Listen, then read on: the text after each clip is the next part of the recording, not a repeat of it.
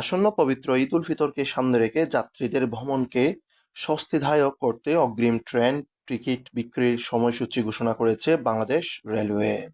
গত 24শে ফেব্রুয়ারি মঙ্গলবার এক বিজ্ঞপ্তির মাধ্যমে এই তথ্যটি জানায়।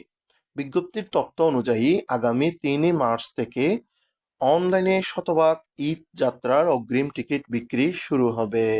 যাত্রীদের অনলাইনে টিকিট সংগ্রহ করতে যাতে কোনো বাধার সম্মুখীন হতে না হয় সেজন্য সার্ভারের উপর চাপ কমাতে অঞ্চলভেদে ভিন্ন ভিন্ন সময় নির্ধারণ করা হয়েছে।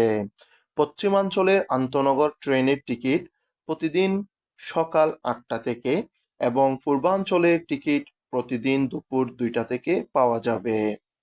যাত্রীরা রেল সেবা অ্যাপ ও ওয়েবসাইটের মাধ্যমে টিকিট সংগ্রহ করতে পারবে। ঈদের যাত্রায় অতিরিক্ত যাত্রী চাপ সামাল দিতে বাড়তি ব্যবস্থাও নিচ্ছে রেলওয়ে কর্তৃপক্ষ।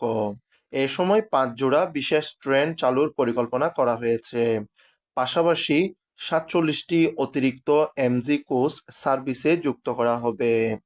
সে সাথে অনলাইনে টিকিট না পাওয়া যাত্রীদের জন্য যাত্রার দিন স্টেশন কাউন্টার থেকে মোট আসনের 25% আসনবিহীন বা স্ট্যান্ডিং টিকিট বিক্রির সিদ্ধান্ত নেওয়া হয়েছে।